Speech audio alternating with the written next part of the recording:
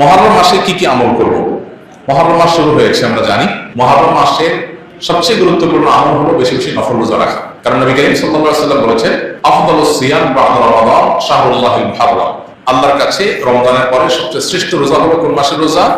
আল্লাহর মাস মুহররম মাসের রোজা। মুহররম মাসকে নবীজি বলেছেন কার মাস? আল্লাহর মাস।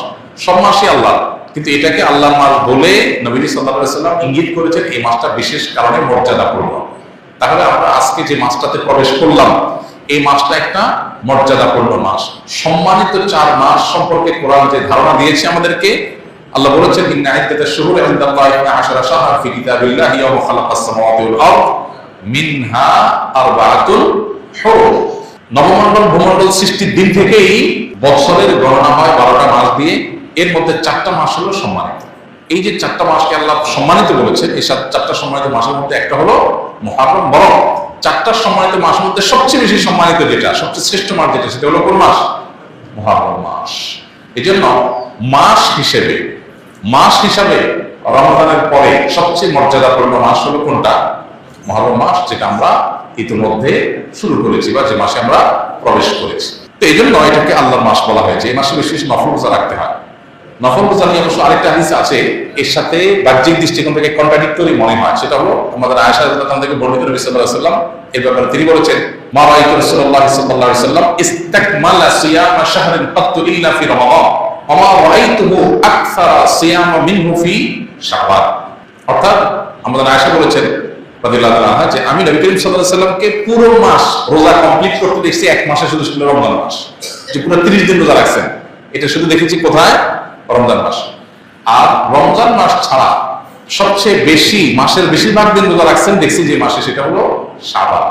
তাহলে এই হাদিস থেকে বুঝে গেল শাবানে বেশি রোজা রাখতে হবে। আবার আমরা একটু আগে হাদিস শুনলাম, রমজানের পরে সবচেয়ে শ্রেষ্ঠ রোজা রাখার মাস হলো মুহররম মাস। নফল রোজার শ্রেষ্ঠ মাস মুহররম মাস, হাদিস থেকে বুঝে যায়। তাহলে রাসূলুল্লাহ সাল্লাল্লাহু আলাইহি ওয়াসাল্লাম আমল একরকম, হাদিস আরেক রকম। এর সমন্বয়টা কোন জায়গায়, কিভাবে? উত্তর হলো যে মূলত মুহররম মাস এটা নফল রোজার জন্য সবচেয়ে সেরা মাস। এরপরে শাবানের মর্যাদা।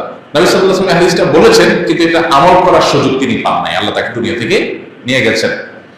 শাবান মাসে আমলের সুযোগ তিনি পেয়েছেন। তাহলে নফল রোজার জন্য সবচেয়ে আদর্শ মাস এটা। সেই হিসাবে বেশি বেশি এই মাসে নফল রোজা রাখা দরকার। আল্লাহ যাদের তৌফিক দিয়েছেন মুহররম মাস উপলক্ষে আমরা 2-4টা রোজা রাখা দরকার। এখানে আমরা যারা আছি বেশিরভাগ মানুষই হয়তো এমন মুহররম মাসে আশুরা রোজা রাখা ছাড়া আর অতিরিক্ত রোজা হয়তো যারা সম্বিশুদ্ধ রাখছেন, আর বীজ রাখেন, এটা হয়তো রাখছেন, মুহররম মাস হিসাবে রোজা রাখার সুযোগ বেশিরভাগ মানুষের হয়নি। তো এই হাদিসের উপর আমল করার জন্য হলেও আমরা মুহররম মাস উপলক্ষে একদিকে রোজা রাখবো ইনশাআল্লাহ। এক। দ্বিতীয়ত, মুহররম মাসটা সম্মানিত 4 মাসের একটা। সম্মানিত 4 মাসের বিধিনিষেধগুলো এখানে চলে আসবে। সম্মানিত 4 মাসের যুদ্ধ বিগ্রহ করা নিষেধের সম্পর্কে আয়াত আছে, যদি অনেক আলেমদের মতে এটা মানসুখ হয়েছে।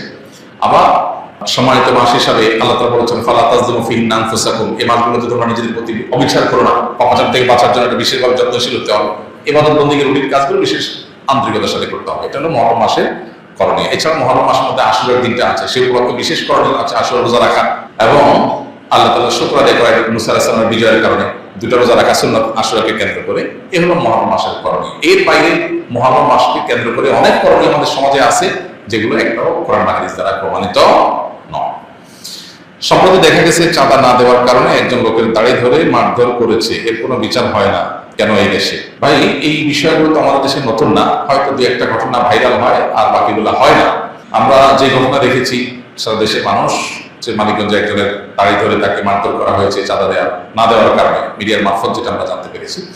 এইরকম ঘটনা তো আমাদের দেশে বিভিন্ন জায়গায় অহরহ হতে থাকে, অনবরত হয়।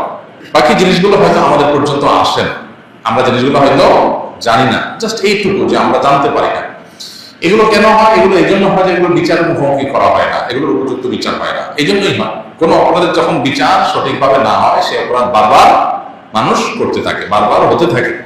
এই জন্য এই বিষয়গুলোতে বিচার যেন হয়, সেটা নিশ্চিত করার জন্য আমাদের প্রত্যেককে যার যার জায়গা থেকে দাবি দাওয়া তোলা, জোরদার প্রচেষ্টা করতে অব্যাহত রাখতে হবে। হাল ছেড়ে দিলে চলবে না। বিচার তো হয় না, তাহলে আর চেয়ে লাভ নেই। বরং আমাদের চেষ্টাটা আমাদের অব্যাহত গতিতে চালাতে হবে এবং করতে হবে। একসময় ইনশাআল্লাহ আল্লাহ অবস্থার পরিবর্তন ঘটাবে।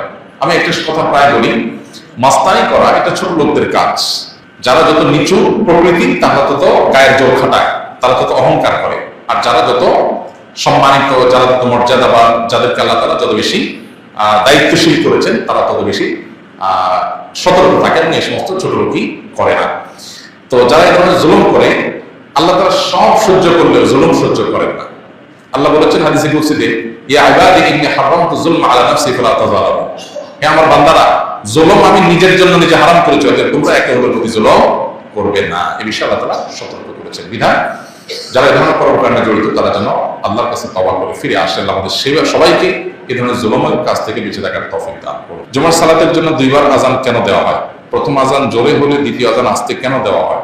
প্রথম কথা হলো যে শরীয়তের যত আদেশ নিষেধ আছে এগুলো অকপটে মেনে নেওয়ার নাম হলো দ্বীন। সবকিছু আমরা অকপটে মেনে নিব, সবকিছুর কেন কিন্তু এর জবাব জানাটা এটা না জরুরি না যৌক্তিক। কারণ নির্দেশদাতা যখন সৃষ্টিকর্তা, সৃষ্টি হয়ে আমি তার সবকিছুর যৌক্তিকতা ধরে ফেলতে পারবো, এটা স্বাভাবিক ব্যাপার না, বিষয় না, বরং অনেক কিছু আমার বুঝে না আসাটাই স্বাভাবিক। তবে এখানে যেটা প্রশ্ন করেছেন সেটা অবশ্য বোঝার মতো বিষয় এখানে আছে। এখানে লজিক্যাল গ্রাউন্ড পরিষ্কার, যেটা আমরা জানি সেটা হলো জুমার দুইটা আযান কেন দেওয়া হয় এবং প্রথম আযান একটু জোরে পরেরটা আস্তে কেন হয়। এর উত্তর হলো জুমার নামাজ ৫ ওয়াক্ত নামাজের মতো না। ৫ ওয়াক্ত নামাজ মূলত মসজিদের আশেপাশের মুসল্লিদের জন্য হয়, আর জুমার নামাজ হলো ছোট ছোট পাঞ্জেগানা অনেকগুলো মসজিদের মুসল্লিদের জন্য হয়। তাহলে মসজিদের ৫ ওয়াক্ত নামাজের মুসল্লিরা থাকে মসজিদের আশপাশের লোকেরা, আর জুমার মুসল্লি থাকে মসজিদের দূরের মুসল্লিরাও।